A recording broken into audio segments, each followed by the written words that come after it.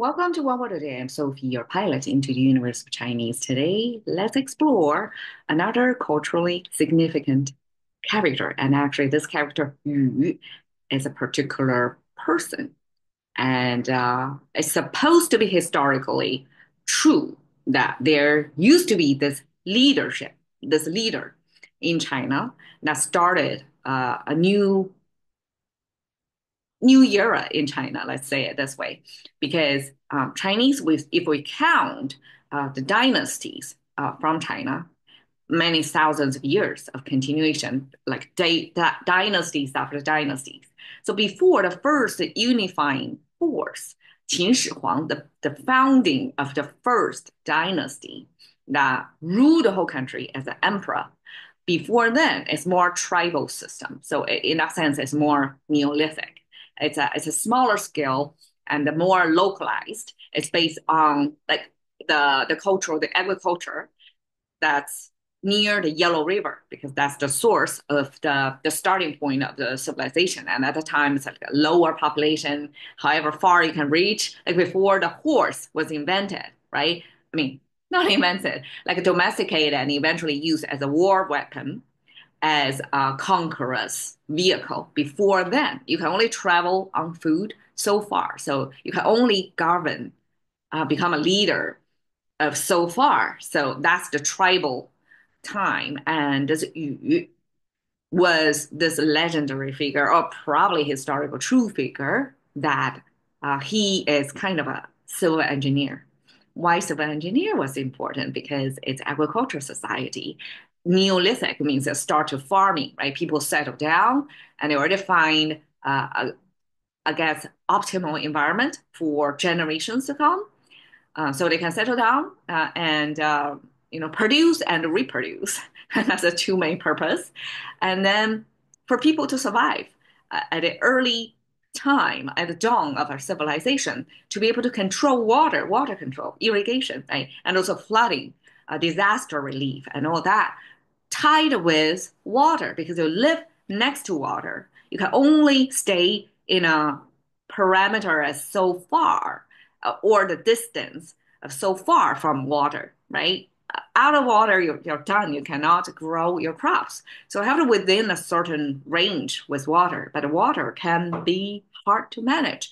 So whoever has the civil engineer kind of mind to plan out and to carry out, to lead a whole tribe of people to um, direct or navigate water channels, to sort of control water in a way, to manage them, would easily become the leader because that person kind of artificially create a beneficial environment for civilization to grow from there. So Yu is such a figure in Chinese history, and he was said to be kind of this connecting figure of from the tribal small scale leaders that we can only later on hear legends about them. Like we don't really have historically like documents about what they did, which year was birth and death.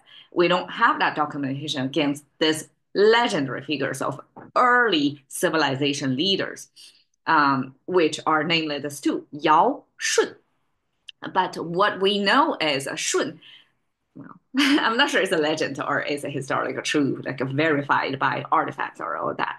But Shun is said to be the son-in-law of Yao, and Yao was the beginning recorded leader, and then pass it to Shun. Then Yu is non-blood or non-familial relationship to either of them, but simply because he was able to manage water and benefit all the people in that community living in that river, the area, the zone, then that his civil engineering and leadership. So both the engineer and the leadership then was kind of elected, become the leader. So yu by its meaning is actually a type of animal. So it can be a bug. So here it's kind of bug-eyed, and this tail thing is like animal, a beastly tail. And then with the behind that, okay, we have the tiger symbol or we have the ghost symbol shared a similar structure. So here is a tail, because humans, we don't have tail anymore. And tail signifies animal. It's still a mammal of sorts roaming on Earth on four legs. It's different from us, right? So it's this this early connecting figure of the tribal to more organized, larger scale society. This, based on civil engineering, right? The whole upstream, downstream water um, system would benefit a larger piece of land, so more people. So this transitional figure's name is a sort of animal. And I find that's interesting. If you remember in Dune 2, when, gosh, I forgot his name, Timothy's role was asked to choose his animal mascot or a nickname for himself. He chose the tiny little mouse-looking thing.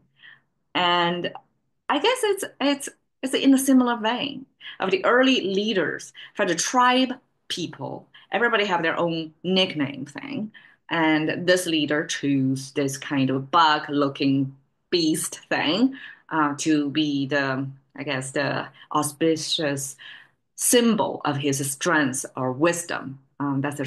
That we can abstract from an animal kingdom to apply it on humans. Okay, 大禹治水 is simply is a formulated set expression in Chinese, simply because that's the most succinct way and already customer way to tell the whole story of what Yu is about. He is that big Yu. When we say big somebody, that means it's a respect. So it's a big Yu. 治水 is control water, to be able to tame water or harness the power of water. So that's the whole life deed of this Yu. Yao Shunyu is the three generations of leaders that, according to legend or maybe some recording, because later generations keep when we have written form of record keeping, probably their names were mentioned, but nobody from their concurrent contemporary people have no such record, because that's prehistorical time. But that's the name recorded. The first three leaders from the early Neolithic age. Okay, yu, it sounds the same, just different tone. Yu, the third tone, is this leader we're talking about, this civil engineer. And then yu is the land. So yu, Chinese use yu to show you it's a region or local. So it's related to, if I unpack, it related to soil, piece of land. And then there are military involved, that you have to defend this piece. So apparently this land have boundaries. You have to defend it by your military power.